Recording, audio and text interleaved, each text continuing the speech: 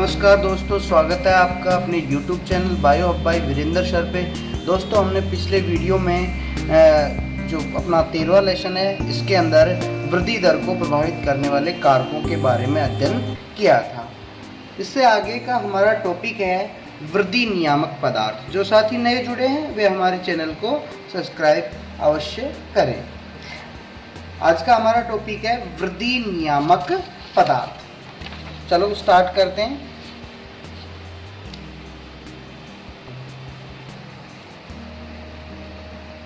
वृद्धि नियामक पदार्थ। वृद्धि नियामक पदार्थ कौन से हैं या किसे अपन वृद्धि नियामक पदार्थ कहते हैं? यानी वे पदार्थ जो पादपों में अल्प मात्रा में स्रावित होते हैं। वे पदार्थ जो पादपों में वे कार्बनिक पदार्थ जो पादपों में अल्प मात्रा में स्रावित होते हैं, इसमें बहुत कम मात्रा में स्रावित होते हैं। दूसरी बात, अल्प मात्रा में स्रावित होंगे और पादपों को प्रभावी रूप से, अल्प मात्रा में तो स्रावित होते हैं और प्रभावी रूप से वृद्धि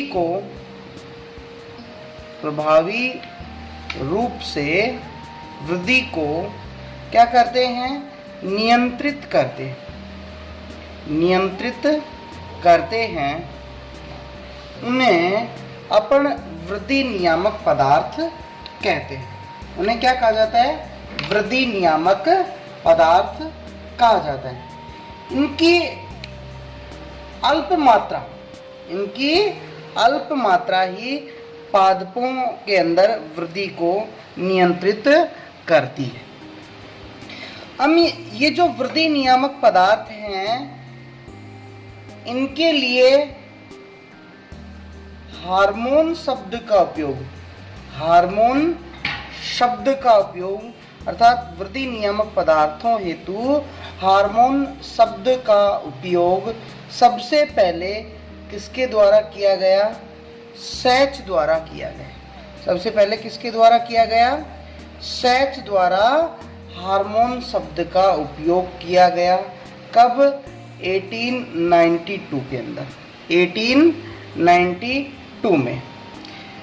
इसके बाद फीमेन ने हार्मोनों के लिए, दूसरे वैज्ञानिक हुए फीमेन, इन्होंने किसके लिए हार्मोन जो होते हैं पादपों के अंदर, हार्मोनों के लिए दूसरा शब्द दिया जिसको हम फाइटो हार्मोन कहते हैं। फाइटो हार्मोन कहते हैं। यानी पादपों हेतु हार्मोन शब्द सैच द्वारा दिया गया और फीमेन ने हार्मोनों के लिए नया नाम सुझाया जिसे हम फाइटो हार्मोन कहते हैं। फीमेन ने कहा पादपों के अंदर, फीमेन ने क्या कहा कि पादपों में जो हार्मोन होते हैं या फाइटो हार्मोन होते हैं वो जटिल कार्बनिक पदार्थ होते हैं। कैसे होते हैं? जटिल कार्बनिक पदार्थ होते हैं और इनकी अल्प मात्रा ही, इनकी बहुत कम मात्रा ही वृद्धि को सीधा प्रभावित करती है।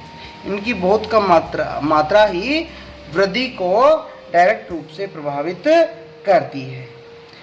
अब हार्मोनों का वर्गीकरण किया गया। नेक्स्ट टॉपिक आता है हमारा हार्मोनों का वर्गीकरण। हार्मोनों का वर्गीकरण। हार्मोन कितने प्रकार के हैं भाई? 2 प्रकार के। हार्मोन कितने प्रकार के होते हैं? 2 प्रकार के। एक तो होते हैं वृद्धि प्रवर्धक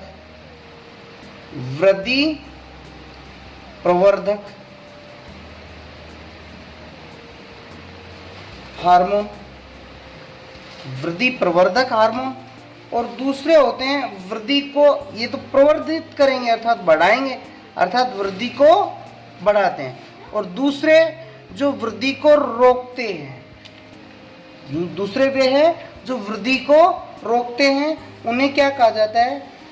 वृद्धि अवरोधक, वृद्धि अवरोधक हार्मोन। हार्मोन कितने प्रकार के हैं? 2 प्रकार के। एक तो वे जो पादपों में वृद्धि को उद्दीप्त करते हैं अर्थात बढ़ाते हैं, वो वृद्धि प्रवर्धक, और वे जो पादपों में वृद्धि को रोकते हैं उन्हें वृद्धि अवरोधक हार्मोन कहा जाता है। अब वृद्धि प्रवर्धक यानी ये वृद्धि को क्या करते हैं? बढ़ाते हैं। ये वृद्धि को क्या करते हैं? बढ़ाते हैं। इनका जैसे एग्जाम्पल लें तो क्या आ जाएगा? Oxygen, oxygen, gibberellin, cytokinin, cytokinin और इथाइलिन, इथाइलिन, ये सभी कैसे हार्मोन हैं? वृद्धि प्रवर्धक हार्मोन है। ये सारे कैसे हैं? वृद्धि प्रवर्धक हार्मोन। और वृद्धि निरोधी हार्मोन में आता है एब्सिसिक अम्ल, एब्सिसिक अम्ल जिसको ABA कहा जाता है। क्या कहा जाता है? ABA। ये वृद्धि निरोधक हार्मोन होता है। हाँ भाई, वृद्धि निरोधक क्या गया? एब्सिसिक अम्ल। अब हम पढ़ते हैं किनको? वृद्धि प्रवर्धकों को। और वृद्धि प्रवर्धकों में किसके बारे में? ऑक्सीन के बारे में। तो हमारा टॉपिक स्टार्ट होता है ऑक्सीन। ऑक्सीन, देखिए ऑक्सीन जो शब्द है, इस ऑक्सीन शब्द का अर्थ होता है वृद्धि करना। ऑक्सीन शब्द का अर्थ क्या होता है? वृद्धि करना। यह प्रथम खोजा गया हार्मोन। ऑक्सीन कैसा हार्मोन है? प्रथम खोजा गया हार्मोन। इन सबसे पहले किस हार्मोन की खोज हुई? ऑक्सीन की। कौन से हार्मोन की खोज हुई? ऑक्सीन की। प्रथम खोजा गया हार्मोन है और यह पादप की जो प्ररोह है, पादप के प्ररोह में कोशिका दीर्घीकरण, पादप के प्ररोह में कोशिका दीर्घीकरण को प्रेरित करता है। कोशिका दीर्घीकरण अर्थात कोशिका की जो साइज है, आकार है, उसका आयतन है, उसको बढ़ाने का काम करता है। प्ररोह क्या होता है? तने का शीर्षस्थ भाग। तो तने के शीर्षस्थ भाग में पाई जाने वाली कोशिकाओं के अंदर दीर्घीकरण को प्रेरित करता है। कौन? ऑक्सीन। हाँ जी, इसे सबसे पहले किससे पृथक किया गया? मानव मूत्र से। सबसे पहले इस हार्मोन को किससे अलग किया गया? मानव मूत्र से। इस यानी ऑक्सीन को अलग किया गया। जो इंडोल एसिटिक एसिड है, जिसको हम IAA बोलते हैं, IAA अर्थात इंडोल एसिटिक अम्ल, इंडोल एसिटिक अम्ल व इसके समान, इंडोल एसिटिक अम्ल के समान गुण वाले पदार्थ, गुण वाले पदार्थ क्या कहलाते हैं?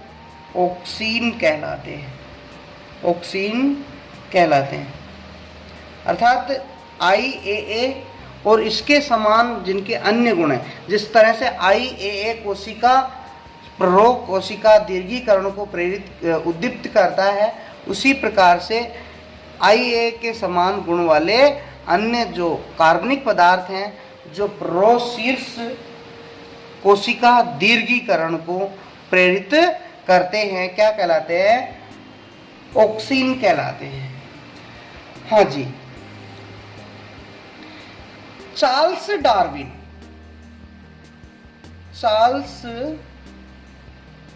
डार्विन एक वैज्ञानिक हैं, यानी ये प्रथम ऐसे वैज्ञानिक हैं जिन्होंने पौधों के अंदर शीर्ष पर वृद्धिकारी पदार्थ का आभास हुआ। इनको पौधों के शीर्ष पर वृद्धिकारी पदार्थ का आभास हुआ था। यानी इनके द्वारा खोजा गया नहीं है, केवल इनको आभास हुआ कि भाई शीर्ष के ऊपर कोई ऐसा पदार्थ पाया जाता है जो वृद्धि को उद्दीप्त करता है।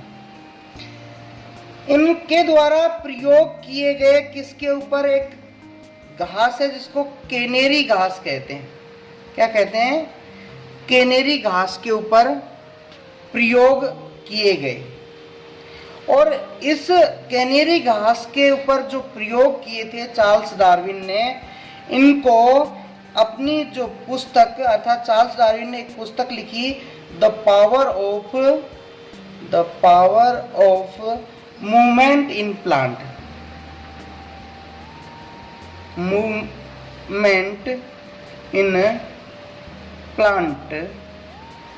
The power of movement in plant में इस जो वृद्धिकारी पदार्थ का जिक्र किया, वृद्धिकारी पदार्थ का जिक्र किया। इन्होंने क्या कहा कि पौधे को एक दिशा से प्रकाश दे, जैसे ये सूरज है और ये पौधा है,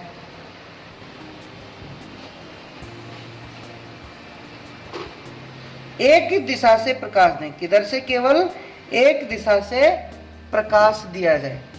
अर्थात इनके द्वारा बताया गया कि पौधे को एक दिशा से प्रकाश देने पर प्रोशीर्ष कहने का मतलब, जैसे ये प्रो का शीर्ष था, ये प्रो का शीर्ष प्रकाश की ओर इस तरह से मुड़ जाता है। ये प्रोशीर्ष था ना, ये इस तरह से मुड़ जाता है, प्रकाश की ओर मुड़ जाता है। ये किसके द्वारा किया गया? चार्ल्स डार्विन के द्वारा ऐसा किया गया। हाँ जी, अब अगले वैज्ञानिक आते हैं बॉयसन व जेनसन। बॉयसन व जेनसन यानी डार्विन के ने जो प्रयोग बताया कि पादप को एक ओर से प्रकाश देने पर पौधा प्रकाश की ओर मुड़ जाता है, इसी प्रयोग को इन्होंने आगे बढ़ाया। इन्होंने बताया कि जई के प्रांकुर चोल के, जई का जो प्रांकुर चोल है, ये जैसे जई है, जई का पौधा है, इसको इसके प्रांकुर चोल को आगे से काट दें। इस भाग को अपन ने काट दिया, जई के प्रांकुर चोल को आगे से काट दिया जाए तो ये जो मुड़ने की प्रक्रिया है, अर्थात प्रकाश की ओर मुड़ रहा है, तो प्रकाश की ओर मुड़ने की क्रिया क्या कहलाती है? प्रकाशानुवर्तन। प्रकाश की ओर मुड़ना क्या कहलाता है? प्रकाशानुवर्तन। अर्थात जई के प्रांकुर चोल के शीर्ष को काट दिया जाए तो प्रकाशानुवर्तन क्रिया नहीं होती है। अर्थात अब इसके शीर्ष भाग को काट दिया तो अब ये जो शेष भाग बच गया प्रांकुर का, ये प्रकाश की ओर नहीं मुड़ता, प्रकाश की ओर नहीं मुड़ता। लेकिन इस शीर्ष को फिर से लगा दिया जाए, फिर से क्या कर दिया जाए? लगा दिया जाए तो प्रकाशानुवर्तन पुनः प्रकट होने लगता है, प्रकट हो जाता है। अर्थात फिर से ये मुड़ने लग जाएगा। तो कुछ ना कुछ शीर्ष भाग में ही है ऐसा कोई पदार्थ जो प्रकाशानुवर्तन के लिए जिम्मेदार होता है। यह प्रयोग किसके द्वारा किया गया? बॉयसन और जेनसन के द्वारा। अब इन्होंने अगला नेक्स्ट प्रयोग किया कि प्रांकुर चोल की अप्रदीप्त सतह पर, जो ये प्रांकुर चोल है, ये सूरज है इधर, तो इधर ये अप्रदीप्त सतह है, जिधर छाया है, छाया वाली, और इधर तो प्रकाश पड़ रहा है इसके ऊपर, तो छाया वाली दिशा में, यानी कि जो पौधा है यानी प्रांकुर चोल की अप्रदीप्त सतह के ऊपर अनुप्रस्थ चीरा लगा दिया जाए। अनुप्रस्थ चीरा इस तरह से आधा चीरा लगा दिया, यानी आधे भाग के अंदर चीरा लगा दिया। अनुप्रस्थ क्या लगा दिया जाए? चीरा लगाकर आधे भाग में इस आधे भाग में क्या लगा दें? अब्रक की प्लेट। इस आधे भाग में क्या लगा दिया हमने? चीरा। छाया वाले भाग के आधे भाग के अंदर अनुप्रस्थ चीरा लगा दिया और इस चीरे के अंदर अब्रक की प्लेट लगा दी। अब्रक की क्या लगा दी? प्लेट लगा दी जाए तो प्रकाशानुवर्तन की जो क्रिया है वो नहीं होती। प्रकाशानुवर्तन की क्रिया नहीं होती।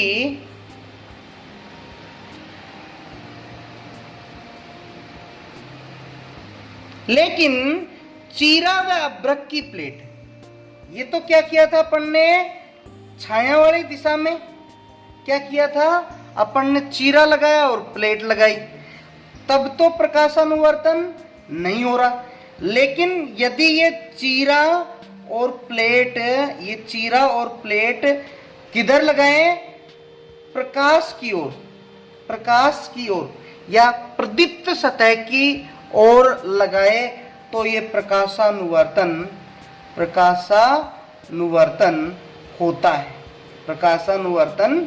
होता है। यानी आधे भाग के अंदर छाया वाले भाग की ओर आधे भाग में चीरा लगा दिया, आधा चीरा लगा दिया, जैसे यही है, इसमें आधा चीरा, इधर से प्रकाश आ रहा है, तो आधे भाग को अपन ने ऐसे काट दिया, इसमें अब्रक की प्लेट लगा दी, तब तो ये शीर्ष आगे से मुड़ता नहीं है। लेकिन इधर से, यानी जिधर प्रकाश, सूरज का प्रकाश डल रहा है, उस साइड के अंदर आधे भाग में चीरा लगा के अब्रक की प्लेट लगा दी जाए तो ये प्ररोह शीर्ष है वो प्रकाश की ओर मुड़ जाता है। यही बात है, यानी प्रकाशानुवर्तन क्रिया होती है। अब भाई इससे क्या सिद्ध हुआ कि प्रकाशानुवर्तन के लिए उत्तरदायी जो पदार्थ है, प्रकाशानुवर्तन के लिए जो उत्तरदायी पदार्थ है वो उत्तरदायी पदार्थ अप्रदीप्त सतह या छाया वाली सतह से पदार्थ है, वह छाया वाली सतह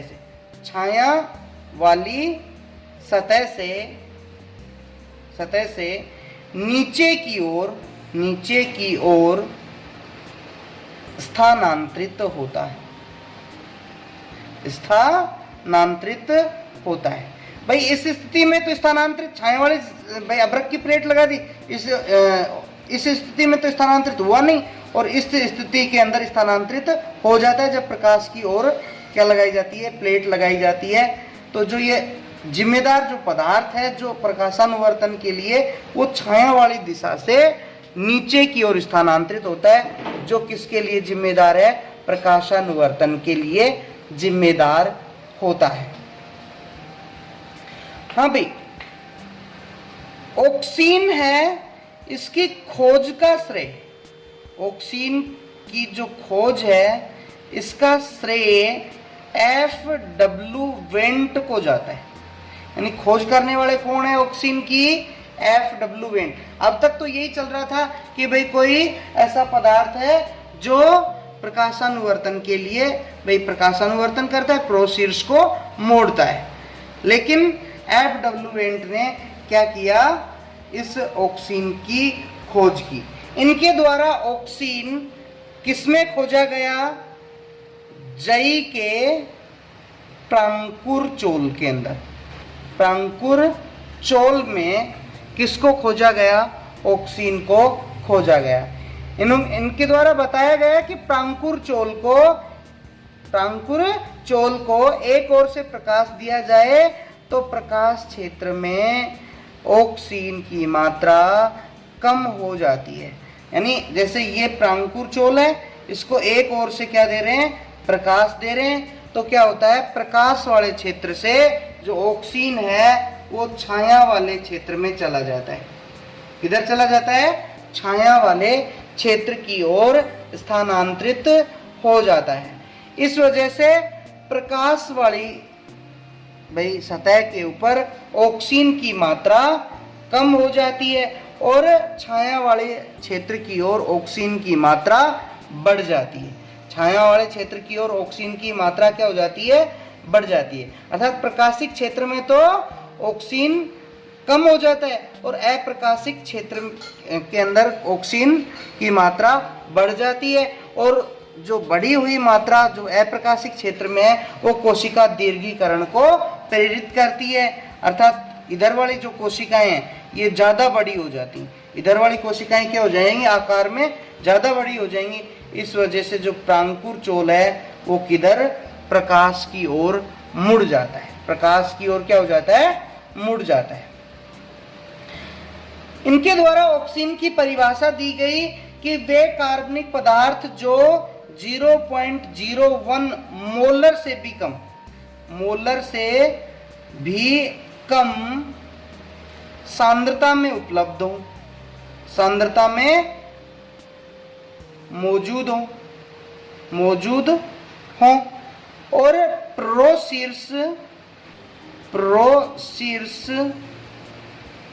प्रोसीर्स कोशिका विवर्धन को प्रेरित करें, कोशिका दीर्घीकरण को क्या करे?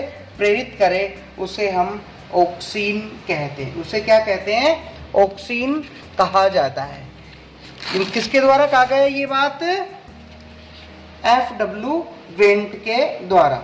अब हम नेक्स्ट टॉपिक लेते हैं, ऑक्सीन की जो प्रकृति है वो किस तरह से होती है। यानी ऑक्सीन की रासायनिक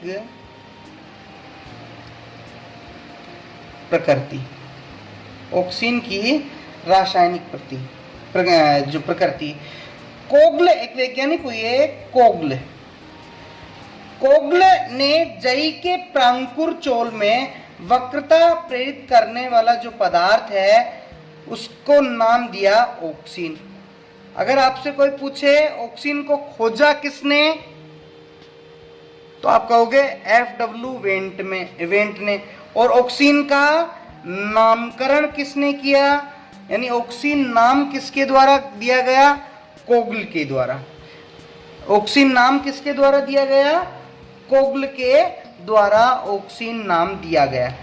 ये कोगल तथा इनके साथी हैग्न स्मिथ ने मानव मूत्र से ऑक्सीन समान पदार्थ खोजा। इनके द्वारा मानव मूत्र से भी कोगल तथा हैग्न स्मिथ ने मानव मूत्र से ऑक्सीन समान पदार्थ की खोज की गई। अर्थात ऑक्सीन समान पदार्थ खोजा गया और जिसे ऑक्सीन ए नाम दिया, जिसे क्या कहा गया? ऑक्सीन ए नाम दिया गया। इस ऑक्सीन ए का सूत्र होता है C18H32O5, C18 इन C18H32O5 इस ऑक्सीन ए का रासायनिक सूत्र होता है। ऑक्सीन दो प्रकार के हैं। ऑक्सीन कितने प्रकार के हैं? ऑक्सीन दो प्रकार के हैं, यानी 2 टाइप के ऑक्सीन होते हैं। पहले होते हैं जो प्रकृति के अंदर स्वयं पाए जाते हैं, यानी प्राकृतिक रूप से पाए जाते हैं, उनको हम नेचुरल ऑक्सीन कहते हैं। और जो दूसरे मानव के द्वारा बनाए जाते हैं उनको हम संश्लिष्ट या कृत्रिम रूप से बनाए गए आर्टिफिशियल ऑक्सीन कहा जाता है। तो ऑक्सीन कितने प्रकार के हैं? 2 प्रकार के। इसका पहला टाइप आता है प्राकृतिक ऑक्सीन। प्राकृतिक ऑक्सीन, हाँ जी,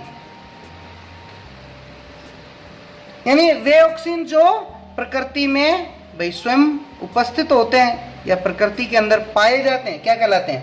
प्राकृतिक ऑक्सीन कहलाते हैं।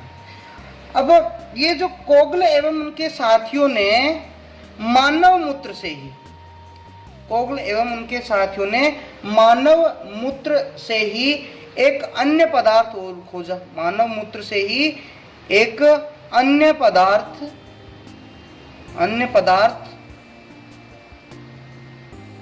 की खोज की, अन्य पदार्थ की खोज की, और जिसको क्या कहा इन्होंने? हेटेरो ऑक्सीन नाम दिया। इनके द्वारा क्या नाम दिया गया? हेटेरो ऑक्सीन नाम दिया गया, जिसका सूत्र क्या होता है? C10H9O2N होता है। यह भी क्या करता है? कोशिका दीर्घीकरण को प्रेरित करता है। इसको क्या कहा गया बाद में? Indole 3 acetic acid. इसी का नाम क्या पड़ा? Indole 3 acetic acid. Indole 3 acetic acid कहा गया, जिसको शॉर्ट में हम क्या बोलते हैं? IAA। हेटेरो ऑक्सीन को क्या बोलते हैं? IAA या इंडोल एसिटिक एसिड कहते हैं। ये पादपों में पाए जाने, जो IA है ये पादपों में पाए जाने वाला प्राकृतिक ऑक्सीन है। यानी IAA पादपों में पाए जाने वाला प्राकृतिक ऑक्सीन है। इसका जो निर्माण है, IAA का जो निर्माण है वो ट्रिप्टोफेन अमीनो अम्ल द्वारा होता है। अमीनो अम्ल द्वारा होता है, यानी ट्रिप्टोफेन अमीनो अम्ल है वो इंडोल एसिटिक एसिड का निर्माण करता है। इस IAA के संश्लेषण के लिए जिंक की आवश्यकता होती है, यानी जिंक की उपस्थिति में ट्रिप्टोफेन एमिनो अम्ल द्वारा इंडोल एसिटिक एसिड का निर्माण किया जाता है। तो अपना भाई नेचुरल ऑक्सीन क्या हो गया? IAA। IAA एक नेचुरल प्रकार का ऑक्सीन होता है। दूसरे होते हैं संश्लेषित ऑक्सीन या कृत्रिम ऑक्सीन।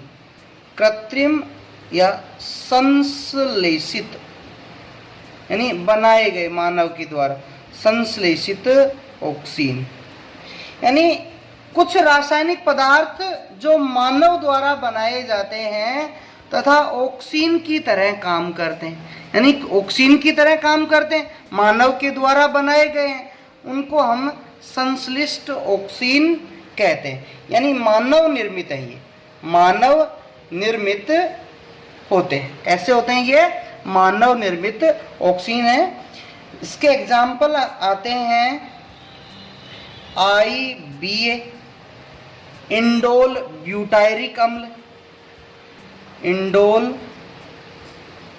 ब्यूटायरिक अम्ल, ब्यूटायरिक एसिड IBA।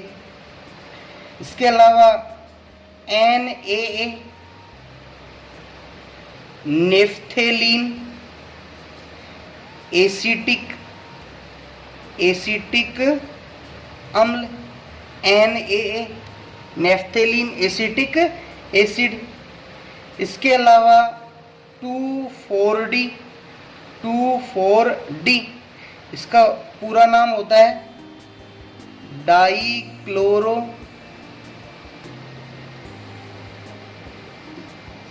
फिनोक्सी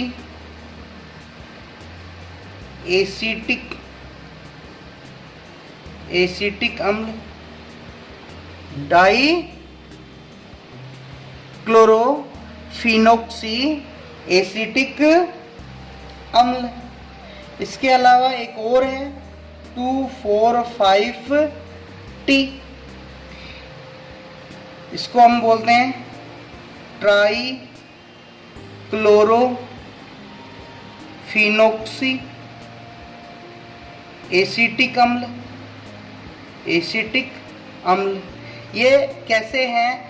मानव द्वारा निर्मित या कृत्रिम या संश्लिष्ट ऑक्सीन है जो कोशिका दीर्घीकरण को प्रेरित करते हैं। हाँ जी, अब ऑक्सीन के अपन प्रभाव देखते हैं। ऑक्सीन काम क्या करता है? ऑक्सीन के प्रभाव किस किस काम में इसे लिया जाता है? पहला इसका आता है शीर्ष प्रभाविता या इसको शिखाग्र प्रमुखता भी कहते हैं। शिखाग्र प्रमुखता, हाँ भाई, शिखाग्र प्रमुखता यानी शीर्ष कलिका की उपस्थिति में पार्श्व कलिकाओं की वृद्धि पूर्ण रूप से या आंशिक रूप से मंद हो जाती है। इसे शीर्ष प्रभाविता कहते हैं। जब तक शीर्षस्थ कलिका रहेगी, ऊपर वाली टॉप वाली कलिका रहेगी, तब तक पार्श्व कलिकाओं की वृद्धि या तो बिल्कुल या फिर थोड़ी कम रुक जाती है। यानी जब तक शीर्ष वाली कलिका रहेगी वो ज़्यादा वृद्धि करेगी, पार्श्व कलिकाएं या तो बिल्कुल वृद्धि नहीं करेंगी या बहुत कम वृद्धि करती हैं। इसी प्रभाव को शीर्ष प्रमुखता कहते हैं या शीर्ष प्रभाविता कहते हैं। शीर्ष कलिका द्वारा ऑक्सीन का संश्लेषण होता है। शीर्ष कलिका क्या करती है? ऑक्सीन बनाती है, जो नीचे की ओर स्थानांतरित होकर पार्श्व कलिकाओं की वृद्धि को क्या कर देता है? रोकता है। यदि शीर्ष कलिका को काट दिया जाए, क्या कर दिया जाए? काट दिया जाए, तो पार्श्व कलिकाओं की वृद्धि क्या हो जाती है? आरंभ हो जाती है, जिससे पादप झाड़ी नुमा हो जाते हैं। तो मेहंदी में क्या करते हैं? मेहंदी के पादपों को झाड़ी नुमा बनाने के लिए या फिर अन्य जो पादप हैं उन्हें झाड़ी नुमा ऐसे बहुत सी इधर पार्श्व कलिकाएं भाई बन जाएं, इसके लिए इसको शीर्ष भाग को काट दिया जाता है। क्योंकि शीर्ष भाग को काट देने पर पार्श्व जो कलिकाएं हैं वो वृद्धि उनके अंदर आरंभ हो जाती है, तीव्रता से वृद्धि करके पादप को झाड़ी नुमा बना देती है। अगर आपसे पूछा जाए कि मेहंदी एवं चने में भाई शीर्ष कलिका को क्यों तोड़ा जाता है, तो आप कहोगे भाई मेहंदी और जो चना है इसके अंदर शीर्ष कलिका को इसलिए तोड़ते हैं ताकि पौधे की पार्श्व कलिकाएं वृद्धि करें और पौधा कैसा एक तरह से झाड़ी नुमा बन जाए और अधिक प्रोडक्शन हमें प्राप्त हो। प्रोडक्शन कैसे? मेहंदी से पत्ते प्राप्त होंगे जिनको पीस करके मेहंदी बनाई जाएगी और चने से चने प्राप्त होंगे। नेक्स्ट आता है हमारा कोशिका दीर्घीकरण। दूसरा पॉइंट, कोशिका दीर्घीकरण। हाँ जी, कोशिका विभाजन के बाद बनी कोशिकाओं में ऑक्सीन दीर्घीकरण को प्रेरित करता है। जैसे ये कोशिका है, इसके विभाजन के बाद ये दो कोशिका बनी, तो इनके ऊपर जैसे ही ऑक्सीन प्रभाव डालेगा तो ये अपना साइज बढ़ा लेती है। अपना क्या बढ़ा लेती हैं? साइज, आकार है वो बढ़ा लेती हैं। यानी विभाजन के बाद जो कोशिकाएं बनती हैं उनमें ऑक्सीन है कोशिका को दीर्घित कर देता है, जिससे प्रोशीर्ष जो कोशिकाएं दीर्घीकृत होकर के वृद्धि उत्पन्न करती हैं, जो धनात्मक प्रकाशानुवर्ती व ऋणात्मक गुरुत्वानुवर्ती होती है, यानी ऊपर की ओर वृद्धि करती है। तीसरा हमारा बिंदु आता है जड़ों का समारंभन। जड़ों का समारंभन, यानी जड़ें निकालने के लिए। ये प्रश्न इंपॉर्टेंट है कि भाई जड़ों का समारंभन, समझना इसको कि बहुत से पौधे हैं जिनमें जैसे हम बात करें गुलाब की और भाई बोगनविलिया, इनकी क्या करते हैं अपन, टहनी को बोते हैं, टहनी काट करके उसको बो देते हैं। यानी बहुत से पौधे जैसे गुलाब, बोगनविलिया, नींबू, संतरा, ये कलम लगा करके बोए जाते हैं। ये क्या है, कलम है। भाई कोई टुकड़ा काट लिया और जमीन में दबा, भाई एक हिस्सा जमीन में दबा देते हैं, तो इसको हम कलम बोलते हैं। यानी कलम के द्वारा ये पौधे बोए जाते हैं। यदि ये जो कलम है इसके निचले भाग को, इस कलम के निचले भाग को ऑक्सीन के घोल में डुबोकर बोया जाए। किसमें बोया जाए, ऑक्सीन के घोल में डुबोकर बोया जाए तो इनसे शीघ्र ही जड़ें निकल आती हैं। शीघ्र ही क्या निकल आती हैं, जड़ें निकल आती हैं। इस कार्य के लिए आजकल संश्लिष्ट ऑक्सीन IBA का उपयोग किया जाता है। वैसे सारे के सारे करते हैं, लेकिन ज़्यादा मात्रा के अंदर जो उपयोग हो रहा है वो IBA का हो रहा है। ठीक है, अर्थात जड़ों का ये समारंभन कर देता है, जड़ों को भाई जड़ें निकालने की प्रक्रिया को शुरू कर देता है। अगला होता है अनिषेक फलन। अनिषेक फलन यानी बिना निषेचन के फल बनने की क्रिया को हम क्या कहते हैं, अनिषेक फलन कहते हैं। और इस तरह जो फल बनेंगे उनको अनिषेक फल। और अनिषेक फल कैसे होते हैं, ध्यान रखना, बिना निषेचन से बने फल बीज रहित होते हैं, बीज रहित होते हैं। तो अनिषेक फलन के लिए भी क्या किया जाता है, ऑक्सीन का उपयोग किया जाता है। यानी आजकल भाई पादपों पे जैसे नींबू, संतरा, तरबूज, बैंगन, अंगूर, पपीता, इनके ऊपर ऑक्सीन का छिड़काव करके बीज रहित फल प्राप्त किए जाते हैं। बीज रहित फल प्राप्त किए जाते हैं। बीज रहित फल किस लिए प्राप्त होते हैं भाई जैसे अंगूर ही है, वो बीज युक्त होता है तो खाने में दिक्कत आती है। बीज है वो स्वाद खराब कर देते हैं, इसलिए आजकल जो फल तैयार किए जाते हैं वो बीज रहित तैयार किए जाते हैं। किस लिए, ताकि वो इंटरेस्टिंग हो खाने के अंदर। तो ये अनिषेक फल, और अनिषेक फल ध्यान रखना कैसे रहते हैं, बीज रहित होते हैं, बीज रहित होते हैं। अगला बिंदु आता है फसली पौधों को गिरने से बचाने के लिए। फसली पौधों को गिरने से बचाने के लिए तो आपने देखा होगा जैसे गेहूं का पौधा होता है, या गेहूं को हम जब बोते हैं तो गेहूं का पौधा गिर जाता है।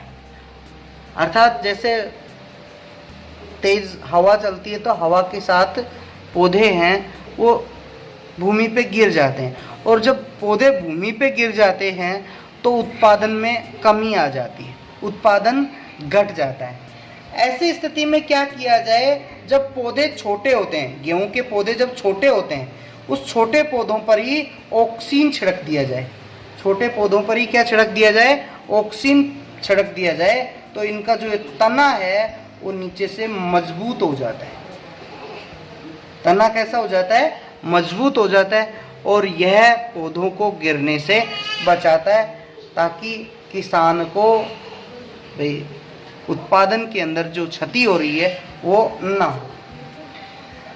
अगला बिंदु आता है प्रसुप्तावस्था नियंत्रण। प्रसुप्तावस्था नियंत्रण, प्रसुप्तावस्था नियंत्रण यानी ऑक्सीन बीजों और कंदों के अंदर प्रसुप्तावस्था को बनाता है। प्रसुप्तावस्था को बनाता है। प्रसुप्तावस्था एक ऐसी अवस्था होती है जब भाई कोई भी जीव है उसकी उपापचयी क्रियाएं अत्यंत धीमी हो जाती हैं। कोशिकाओं की उपापचयी क्रियाएं अत्यंत धीमी हो जाती हैं, उस अवस्था को प्रसुप्तावस्था कहते हैं। तो ये जो ऑक्सीन है ये बीजों के अंदर यानी पादपों के बीज हैं, बीजों के अंदर और फलों के अंदर क्या करता है, ये जो कंद हैं इनमें, बीजों में और कंदों में प्रसुप्तावस्था को बढ़ाता है। अगर मान लो आलू है, आलू के कंद को ऑक्सीन से उपचारित करके भंडारित किया जाए, यानी ऑक्सीन के अंदर इसे डुबो करके भंडारित करें या ऑक्सीन छिड़क करके इनको भंडारित किया जाए, तो लंबे समय तक इनसे यानी आलू से ये पार्श्व कलिकाएं नहीं निकलेंगी, पार्श्व कलिकाएं नहीं निकलती, यानी आलू है वो लंबे समय तक भंडारित करके रखा जाता है। और आलू के कंदों को आजकल भंडारित करने के लिए, लंबे समय तक इन्हें रखने के लिए NaA यानी नेफ्थेलीन एसिटिक अम्ल का छिड़काव किया जाता है। इसके छिड़काव से आलू के कंदों को 3 वर्षों तक भंडारित करके रखा जा सकता है, करके रख सकते हैं। आलू के कंदों को 3 साल तक भंडारित करके रख सकते हैं। नेक्स्ट आता है अपना पुष्पों की सघनता कम करना। पुष्पों की सघनता कम करना। हाँ भाई आपको सीधी सी बात है, जिस पौधे के पुष्प ज़्यादा आते हैं, यानी पुष्प ज़्यादा आएंगे तो क्या होगा, उनके फल छोटे बनते हैं, यानी फलों का जो साइज है वो छोटा रह जाता है। तो जैसे आम की कई किस्में हैं, आम की कुछ किस्मों के अंदर जिस वर्ष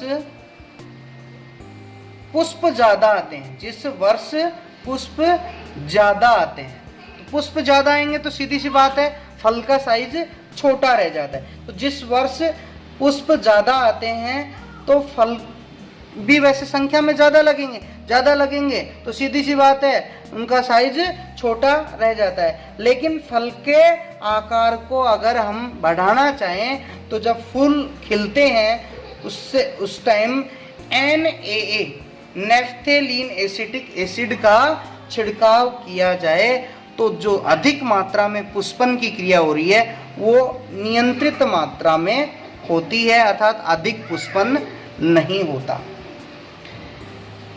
अगला बिंदु आता है अपना विलगन का प्रभाव। विलगन का मतलब है एक तरीके से जो पौधा है वो नष्ट होता है। विलगन का प्रभाव यानी परिपक्व होने से पहले ही पत्तियों, फूलों, फलों का गिर जाना। परिपक्व होने से पहले किनका, पत्तियों का, फूलों का, फलों का गिर जाना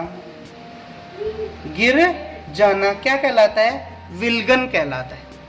यानी परिपक्व होने से पहले ही पत्तियों का, फूलों का, फलों का गिर जाना विलगन कहलाता है। और ऑक्सीन छिड़क दिया जाए तो विलगन नहीं होता। और विलगन को रोकने के लिए NaA 2,4-D 2,4,5-T का उपयोग किया जाता है। इसके IBA भी इस काम में उपयोगी होता है। नेक्स्ट आता है हमारा खरपतवारों का उन्मूलन। खरपतवारों का उन्मूलन, हाँ भाई, खरपतवार क्या होते हैं, यानी फसली पौधों के साथ उगने वाले अनावश्यक पौधे। फसली पौधों के साथ उगने वाले अनावश्यक पौधे क्या कहलाते हैं, खरपतवार कहलाते हैं। क्या कहलाते हैं, खरपतवार कहलाते हैं। जो फसलोत्पादन को क्या कर देते हैं, घटा देते हैं। ऑक्सीन छिड़क करके खरपतवार को नियंत्रित कर सकते हैं। कैसे करेंगे, खरपतवार 2 प्रकार की होती है। एक तो चौड़ी पत्ती वाली खरपतवार,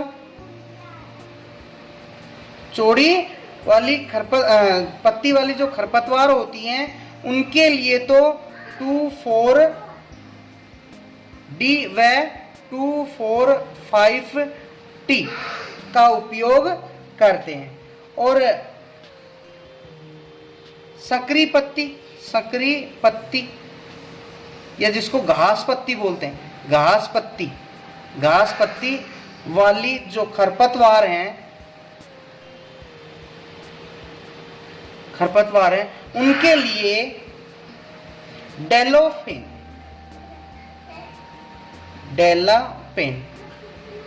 इसको पूरा नाम है 2,2-डाइक्लोरोप्रोपियोनिक अम्ल,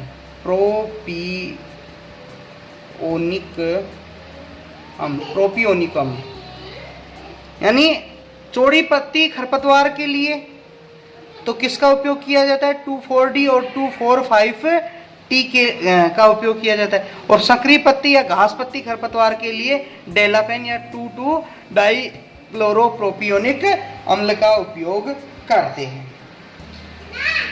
अगला आता है अपना पर्वों का लघुकरण।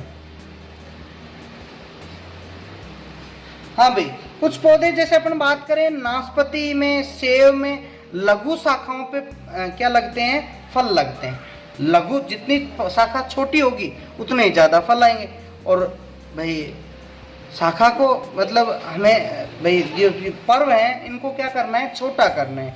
तो पर्व अगर बड़े होंगे तो फल कम लगेंगे। और पर्व यानी पर्व का मतलब ये पोरियां होती हैं इस तरह से, ये पोरियां जितनी छोटी होंगी फल उतने ही ज़्यादा लगते हैं। कहने का मतलब है कुछ पौधे जैसे नाशपाती के अंदर सेब में, नाशपाती सेब में जो फल लगते हैं वो यहीं पे लगते हैं, इन प्रत्येक पोरी के ऊपर फल लगते हैं।